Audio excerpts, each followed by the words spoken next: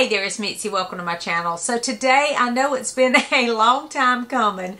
I have been off of BookTube for quite some time, so I am catching up today with a few favorites that I've read lately.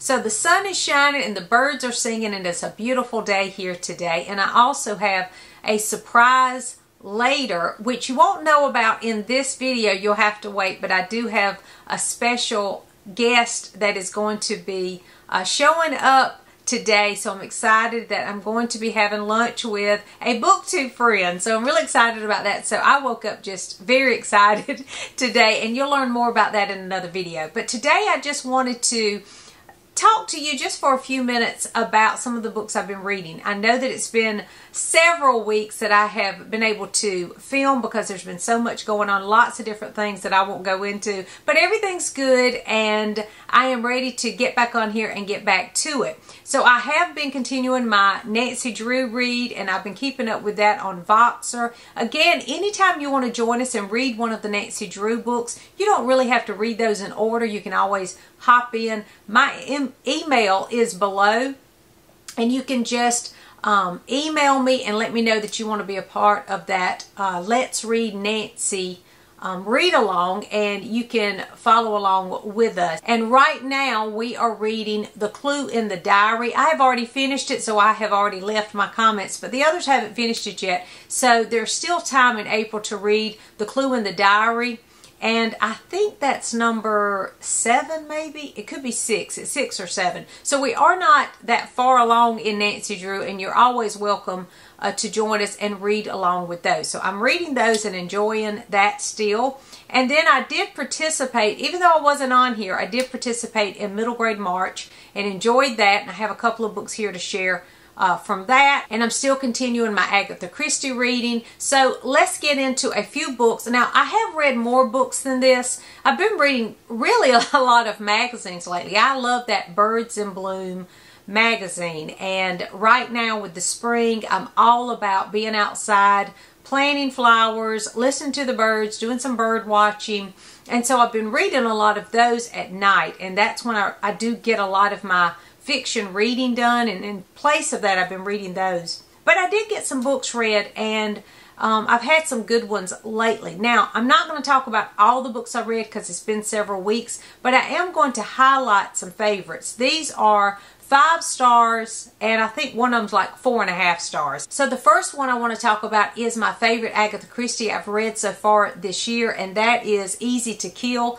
This was published as Easy to Kill in the U.S., I think in 1939, but the year before it was published under the British title Murder is Easy, and this was a 5-star Agatha Christie for sure. I loved this one. I think that there is a newer adaptation, movie adaptation. Let me know if that's true, because I'm thinking that I saw a trailer of Murder is Easy just recently. So let me know, because I'd like to watch that if so.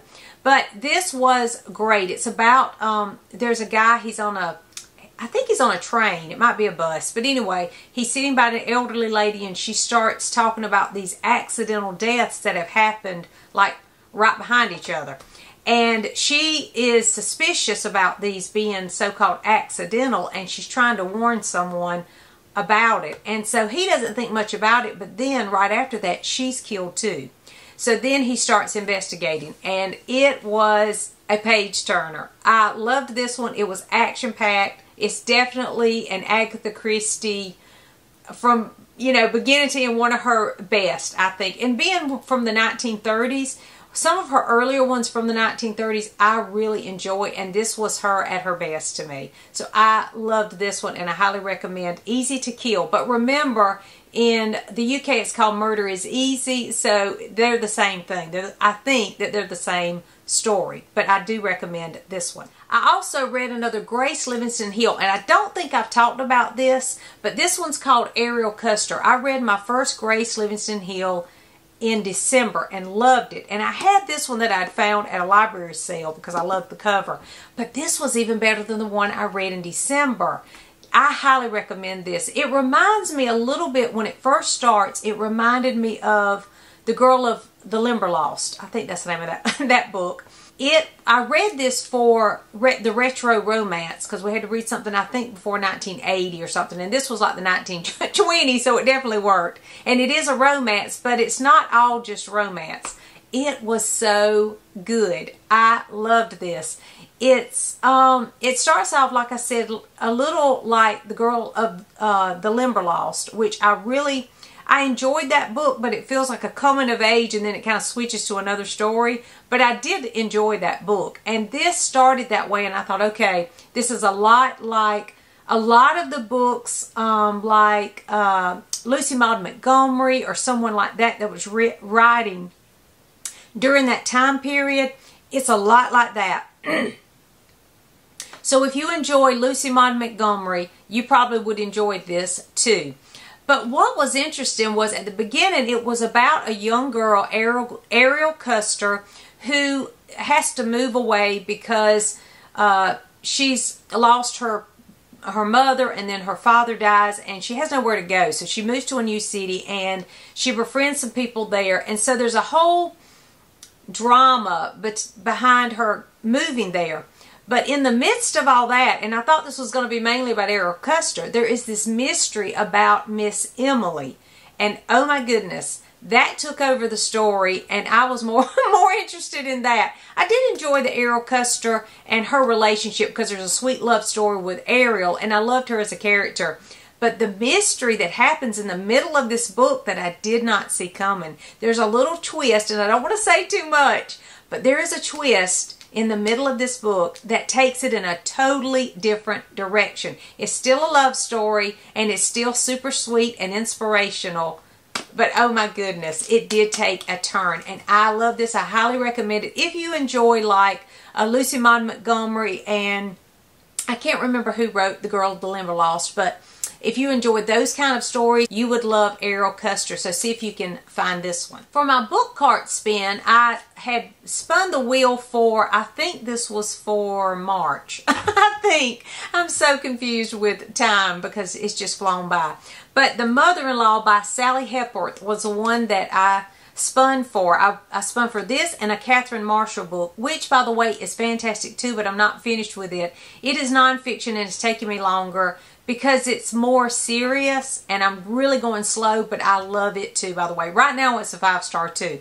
But this was a 5-star read for me, and it was a wonderful surprise. Looking at the cover of this, I think, okay, this is going to be creepy, scary, suspenseful.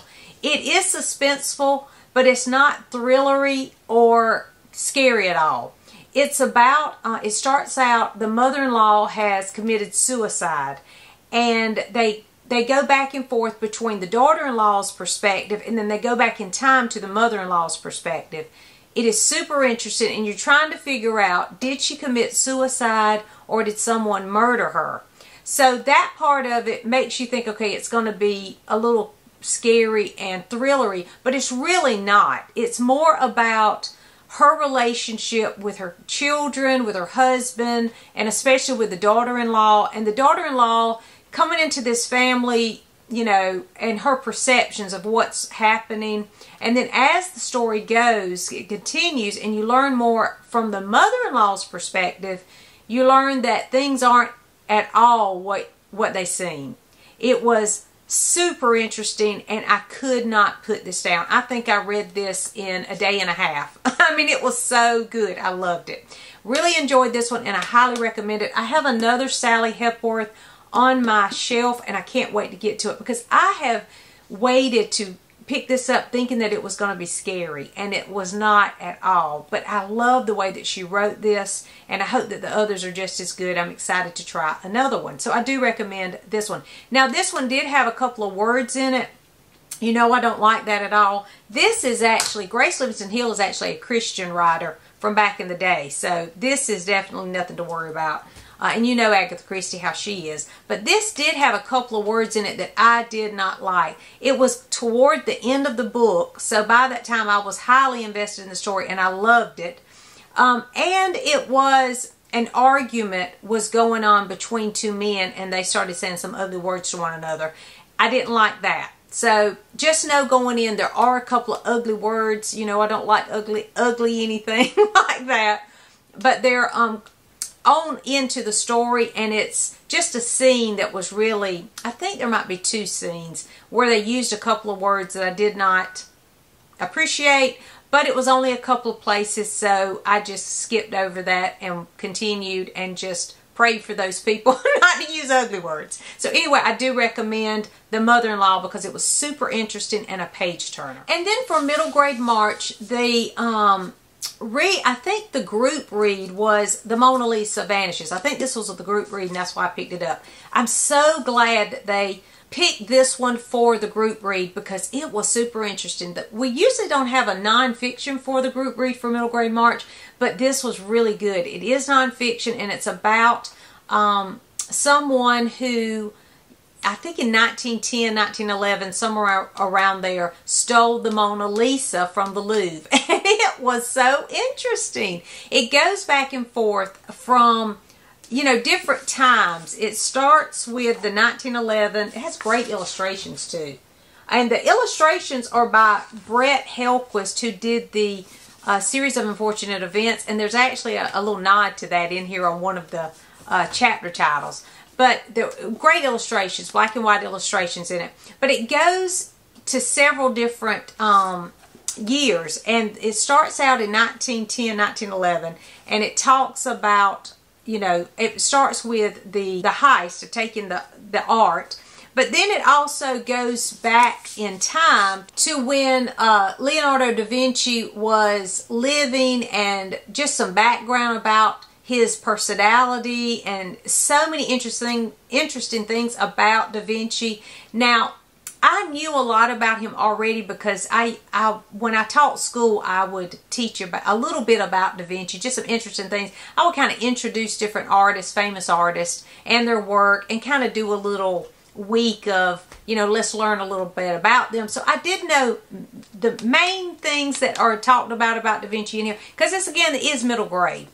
But I didn't know some of the things, and it was just interesting the way that this author wove those things in a way that makes it super interesting for middle grade. But I think an adult would enjoy this too, because I did, and it was really a good, interesting take on how the Mona Lisa really became the famous painting that it is.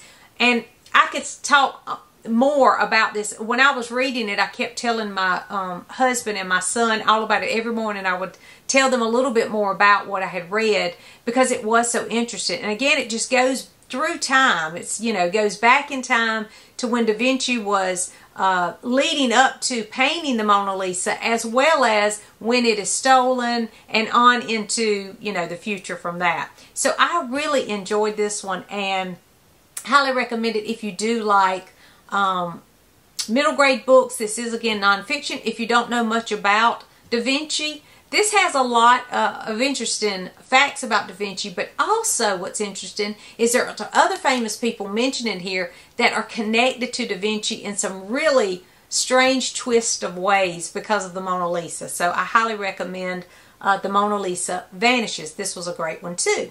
And I gave this one 4.5 stars. So this was a 4.5, almost a 5-star read for me. And then I read, Krista from Books and Jams had mentioned this book as the Newbery winner, the most recent Newbery winner. And so I ordered it because I loved the cover of it. And I mentioned it, I think, in my last video. But it's called The Eyes and the Impossible by Dave Eggers. This was definitely a 5-star. It is probably gonna be one of my favorites for the year. I loved this. It's from an animal's point of view. Well, there's several animals, and from their perspective. I love those kind of stories. I mean, I just love reading those, like Charlotte's Web and things like that. I love those kind of stories. And this one is set in like a park, and it's supposed to be a dog that's telling the story, but he's a coyote, or he's part coyote. I didn't quite get that, but I think he might be a coyote. But anyway, he is a fantastic storyteller. And it is from his point of view, and he's telling what's going on and what he sees. He's the eyes in the park, and he's telling what he sees and how he interacts with the people in the park and the animals in the park. And there was so many wonderful things about this book. Now, I listened to this on audio when I would walk every morning, and there is a wonderful audio book of this. I think it was on Audible. Ethan Hawke, and I love Ethan Hawke. I'm a fan of Ethan Hawke.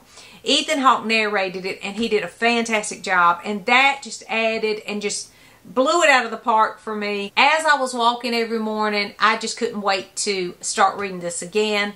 It was so good, and what I loved about it is there's so many, I don't know, it's just inspiring. It was just an inspirational type of book about these animals. It was a lot of great themes in this for a middle grade book, and I could see why it won the Newbery. About purpose and working together, cooperation, teamwork sort of thing.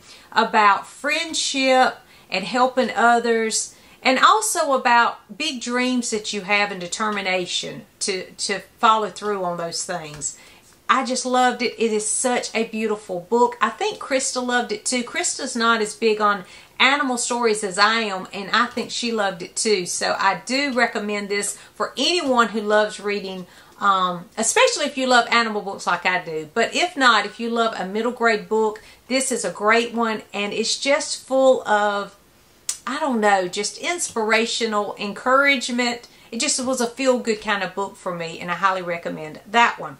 So those are the books that I've been reading lately that I gave 5 stars or 4.5 stars. They were all really good books, and I didn't want to fail mentioning those because I'm trying to catch up on some things. And so I thought, well, I'm just going to pull some of my favorites that I really want you to try and want you to read. Let me know if you've read any of these in the comments, and let me know what you're reading right now. Thanks for watching, and I'll see you soon.